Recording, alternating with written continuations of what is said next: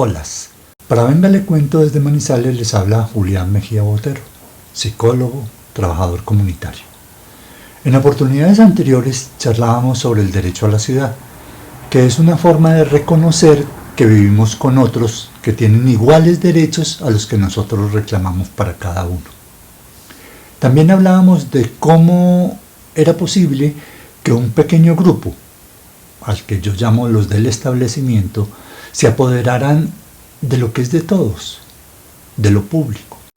Y lo peor de todo es que es con la ayuda de muchos ciudadanos, digamos que respondiendo a un chip que nos han conectado, a un mensaje que nos han vendido, a una mentira que nos han implantado, según la cual la política corrompe, porque sí, y lo sustentan con una reflexión que desafortunadamente en Colombia de tanto repetirse se ha vuelto verdad, y es que todo político es corrupto.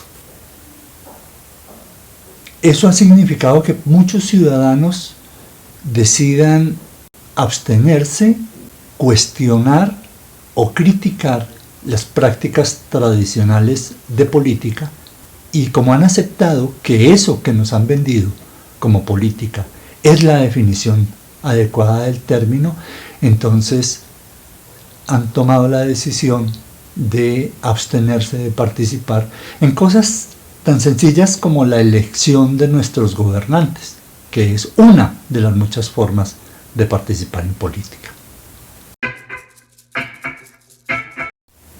Si partimos de la idea de que más del 50% de los colombianos no participan en la elección de sus gobernantes, surge la pregunta de cómo convertir esas mayorías sociales en mayorías políticas. Yo voy a abordar hoy 3 líneas que pueden ser complementadas por ustedes, rebatidas si quieren, pero que nos pueden convertir en tema de conversación con los amigos.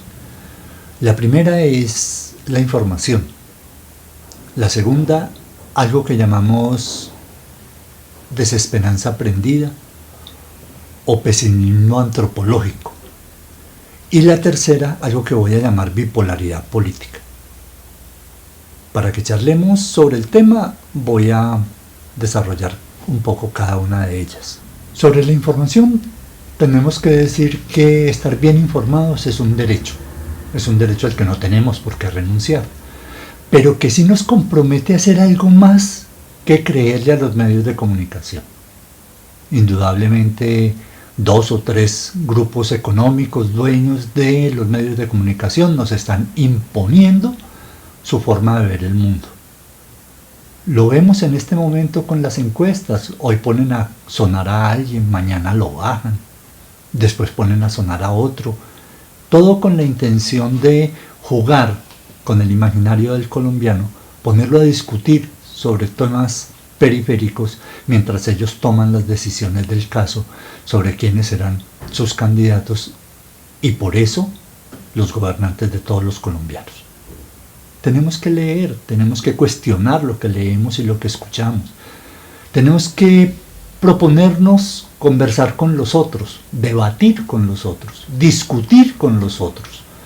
La diferencia entre el debate y la discusión es que mientras el debate busca acuerdos, consensos, la discusión defiende posiciones. No hay una que sea mejor que la otra. El asunto es que nos debe servir para ampliar nuestro criterio, para reforzar nuestro conocimiento sobre el tema y para permitirnos tomar una posición un poco más ilustrada sobre esos temas que los medios de comunicación suelen manejar como les provoca y ponernos a pensar como ellos quieren.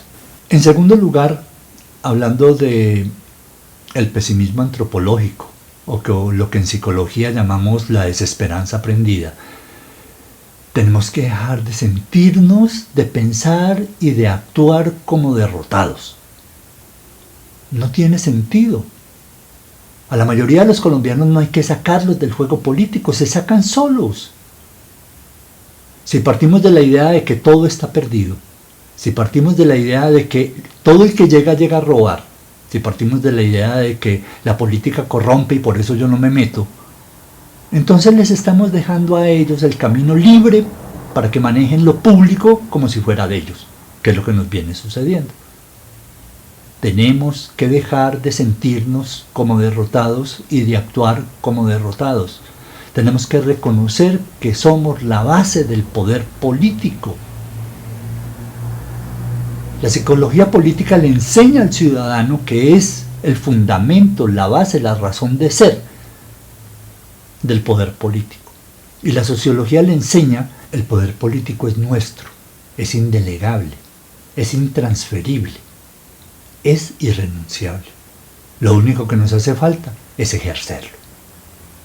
Y en tercer lugar, sobre la trampa de la bipolaridad política, tenemos que dejar de creer el cuento de que lo público y por tanto lo político se resuelve encasillando a las personas entre buenas y malas, izquierdistas o derechistas, poderosos y débiles, ignorantes e ilustrados, etc.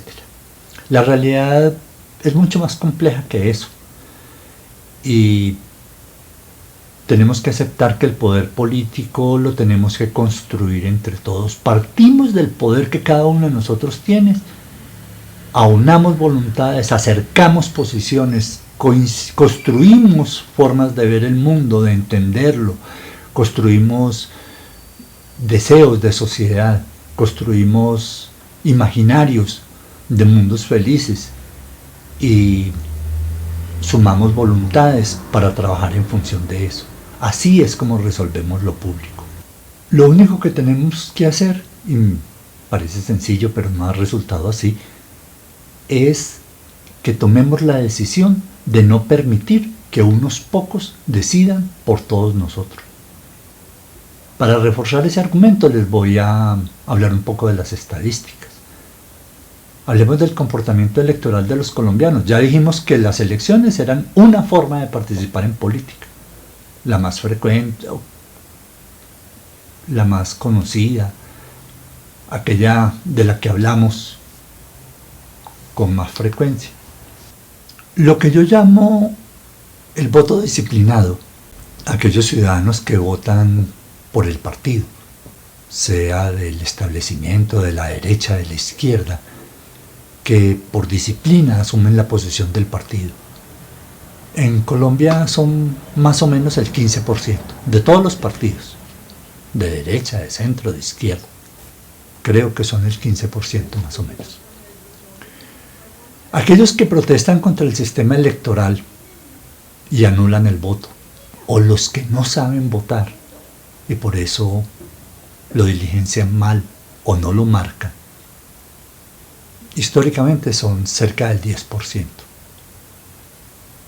Los que votan independientes, los que llamamos voto de opinión, suele ser el 10%. Los que no participan se mueven por el lado de los 55% de los colombianos. Entonces, los que venden el voto, los que lo cambian por una teja o por un canal, los que hipotecan su voluntad por la promesa de un contrato o de un puesto, aceptando el ajuste de cifras, son entre el 10 y el 15% de los colombianos. Eso quiere decir que somos mayoría los que podemos decidir que ya no queremos más que unos pocos decidan por todos nosotros. Es claro que para mejorar nuestra participación en política tenemos que abrir la mente. Tenemos que leer, preguntar, cuestionar, escuchar, dialogar, debatir, aprender a tomar decisiones inteligentes, con conocimiento de causa, escogiendo entre las opciones que conozcamos y asumiendo la responsabilidad de lo que decidamos. Si actuamos con conocimiento, actuaremos en forma solidaria y con responsabilidad social y política. Y eso nos va a convertir en personas humanistas y progresistas, sin ninguna duda.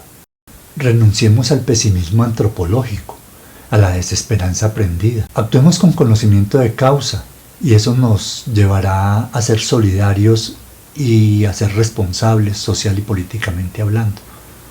Eso nos va a convertir en personas humanistas y en personas progresistas, sin ninguna duda. Renunciemos a la comodidad de que otros decidan por nosotros. Sepámonos dueños del poder político. Ejerzamos la libertad de decisión. Les voy a dejar solamente una pregunta abierta. ¿Nos gusta lo que tenemos? ¿O podemos encontrarnos para hablar de cómo mejorarlo? La decisión es nuestra. Si queremos, podemos. Hasta la próxima.